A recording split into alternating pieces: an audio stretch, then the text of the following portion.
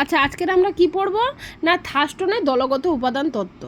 আমেরিকার মনোবিদ এল থার্স্টন এই থিওরিটা দিয়েছেন এবং কোন বইতে না দ্য নেচার অফ ইন্টেলিজেন্ট বইতে তিনি প্রকাশ করেছেন। আচ্ছা, তো এই থিওরিতে কি হচ্ছে না 240 জন শিক্ষার্থীর উপর 56 রকমের বুদ্ধির অভিক্ষা প্রয়োগ করে তার ফলাফলের ভিত্তিতে আসে যে মানুষ বৌদ্ধিক কাজের ক্ষেত্রে দুইয়ের বেশি অথচ নির্দিষ্ট সংখ্যক মানসিক উপাদান যা বিভিন্ন কাজে বিভিন্ন পরিমাণে থাকে। যেরকম এখানে দুইয়ের বেশি বলতে কি বোঝাতে চাইছে না স্পিয়ারম্যান কি বলেছিল না মানুষের বুদ্ধির ক্ষেত্রে মানুষের কাজের ক্ষেত্রে দুটো উপাদান লাগে, এই দুটোর কথাই বলছে, কিন্তু থার্স্টন বলছে কি না দুইয়ের বেশি উপাদান মানুষের বৌদ্ধিক কাজের জন্য প্রয়োজন হয়, কমপক্ষে 7টি মানসিক উপাদানের প্রয়োজন হয়, এই কথাটা বলেছে।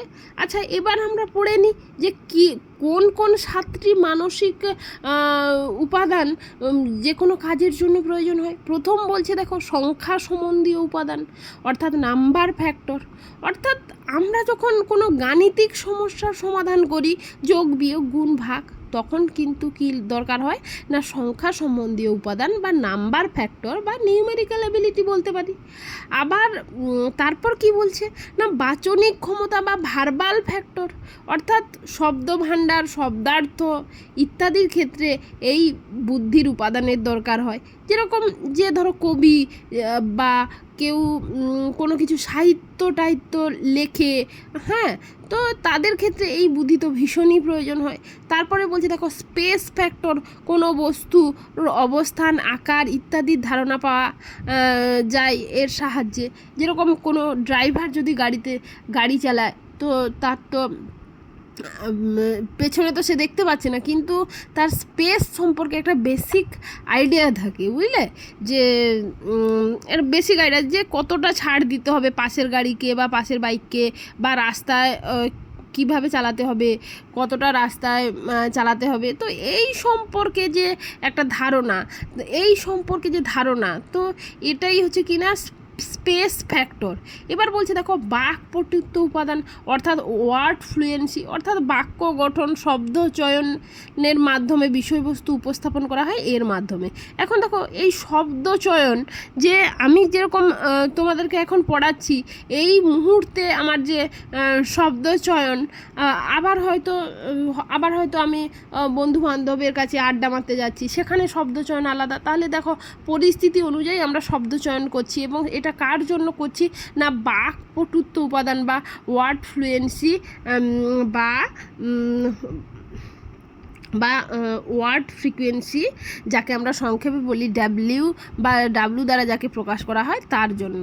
এবার বলছি দেখো বিচার শক্তি সম্বন্ধীয় উপাদান অর্থাৎ রিজনিং ফ্যাক্টর। আমরা যে এই যে চাকরির পরীক্ষায় এত রিজনিং পড়ে যে 2 তারপরে 6 তারপরের সংখ্যাটা কি, হ্যাঁ 2 6 তারপরের সংখ্যাটা কি, তো এটা তোমাকে বুদ্ধি দিয়ে বলতে হবে। তাহলে কি হচ্ছে, তো এর জন্য যে বুদ্ধি লাগে সেটা কি না রিজনিং ফ্যাক্টর বা রিজনিং এবিলিটি, এর সাহায্যে যুক্তিবোধের ক্ষমতার দ্বারা মানুষ কোনো সিদ্ধান্তে আসতে পারে। তারপরের ফ্যাক্টরটা কি না পরের ফ্যাক্টরটা দেখো যে প্রত্যক্ষণ সম্বন্ধীয় উপাদান অর্থাৎ পারসেপচুয়াল ফ্যাক্টর, এটি ব্যক্তিকে কোনো কিছুর উপলব্ধিতে সাহায্য করে। অর্থাৎ দেখো পাহাড়ে আগুন লেগেছে, কিন্তু আমরা পাহাড়ে ধোঁয়া দেখে ভাবছি ও পাহাড়ে এত ধোঁয়া, মনে হচ্ছে প্রচুর ঠান্ডা, সেই কারণে ধোঁয়া বেরোচ্ছে, কিন্তু দেখা যেতে পারে যে পাহাড়ে আগুন লেগেছে। তাহলে দেখো একটা জিনিস তুমি কীভাবে ধোঁয়া যে ঠান্ডার কারণে ধোঁয়া না আগুনের কারণে ধোঁয়া, তাহলে সেটা নির্ভর করছে কার উপর, তোমার পারসেপশানের ওপরে। তারপরে বলছে দেখো স্মৃতি সম্বন্ধীয় ফ্যাক্টর, এর সাহায্যে ব্যক্তি পূর্বের অভিজ্ঞতার কথা মনে করতে পারে এই মেমোরির সাহায্যে। তো বা একে বলা হয় স্মৃতি সম্বন্ধীয় ফ্যাক্টর বা মেমোরি এবিলিটি, বা সংক্ষেপে একে আমরা এম বলে জানি। দেখবে তোমরা দুইজন বন্ধুকে আমি পড়ালাম ইউটিউবে, তার মধ্যে দেখা গেল একজন ভীষণ ভালো পড়াটা মানে মনে করতে পেরেছে আর একজন হচ্ছে পারেনি। তো এটা এটা এরকম হচ্ছে কেন না, এই মেমোরির এবিলিটি বা স্মৃতি সংক্রান্ত উপাদানের জন্য। বুঝতে পেরেছ? আচ্ছা, এবার দেখো এইখানে একটা চিত্র আছে। এই চিত্রে দেখো যে একটা গোল আছে, বৃত্ত আছে, আর একটা দেখো আলাদা কালারের আছে, মানে তিন রকমের কালারের গোলাকার ভাবে আছে চিত্রটা।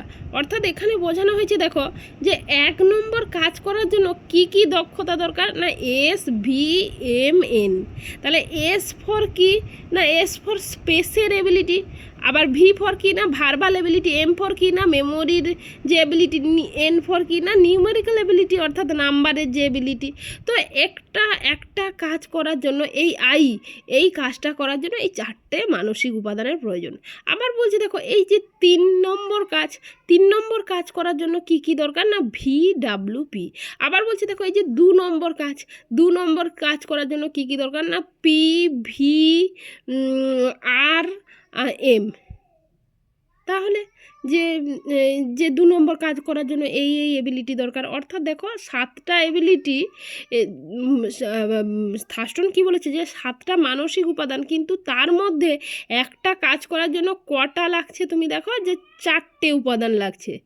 আবার একটা কাজ করার জন্য 7টা উপাদানের মধ্যে কটা লাগছে দেখো 3টে উপাদান লাগছে। আবার 2 নম্বর কাজটা দেখো একটা কাজ করার জন্য কটা উপাদান লাগছে না 3টে, RPRM। বুঝতে পেরেছ? যেরকম তুমি একটা সাধারণ চিন্তা করো যে ধরো কি বলি বলো তো, ধরো দেখা গেল যদি যেরকম কোনো শিক্ষার্থী যদি অর্থাৎ তোমরা যদি পড়া মুখস্থ করতে চাও, তাহলে পড়া মুখস্থ করার জন্য কি দরকার বলো তো, স্মৃতি দরকার। তারপরে কিন্তু স্মৃতির সাথে সাথে মুখস্থটা তো আমাকে বলতে হবে বা লিখতে হবে। তার জন্য কি দরকার না, তোমার ওয়ার্ড ফ্লুয়েন্সি বা বাকপটুত্বটা দরকার। হ্যাঁ, তাহলে দেখো এই মুখস্থ করে বলার জন্য কটা উপাদান লাগলো, একটা হচ্ছে স্মৃতি লাগলো, আর একটা কি লাগলো না বাক্য ব্যবহারের ক্ষমতা লাগলো। তাহলে 7টা পারস্পরিক নিরপেক্ষ প্রাথমিক মৌলিক উপাদান। এরা কিভাবে কাজ করে না, এইভাবে এই যে ছবিটা যে দেখাচ্ছি এই ছবির মতো করে কিন্তু এরা কাজ করে। এবার বলছি দেখো এই যে থার্স্টনের শিক্ষাতত্ত্বের গুরুত্ব কী আছে না, বলছে দেখো যে বিভিন্ন মানসিক ক্ষমতা এখানে পরিমাপ করা যায়। অর্থাৎ তুমি যদি বুঝতে পারলে যে কোনো শিক্ষার্থীর সংখ্যাতাত্ত্বিক অর্থাৎ নাম্বার ব্যবহার করার বুদ্ধিটা বেশি, তাহলে তাকে গণিতের বিভিন্ন কাজ সে করে দেবে। আবার তুমি যদি দেখতে পেলে যে কোনো শিক্ষার্থীর সমস্যা সমাধানমূলক অর্থাৎ রিজনিং এবিলিটি তার মধ্যে বেশি, তাহলে তাকে সেই কাজ দাও, সে সেই কাজ করবে। তাহলে মানুষের ক্ষমতা অনুযায়ী কী করবে না, টিচাররা কাজ দিতে পারবে এবং ছেলে মেয়েদের প্রতিভার বিকাশ হবে। কারণ তার মধ্যে সেই রিজনিং এবিলিটি বলো, সেই সংখ্যার এবিলিটি বলো তার মধ্যে আছে। কিন্তু দেখা গেল যে কোনো ছেলের মধ্যে সংখ্যার কোনো এবিলিটি নেই, তাকে আমি বারবার গণিত করতে দিচ্ছি, তাহলে সেক্ষেত্রে সে কী হবে, বা গণিতে অনার্স পড়তে দিচ্ছি, সেক্ষেত্রে কী হবে, সে ফেল করে যেতে পারে। এটাই বলা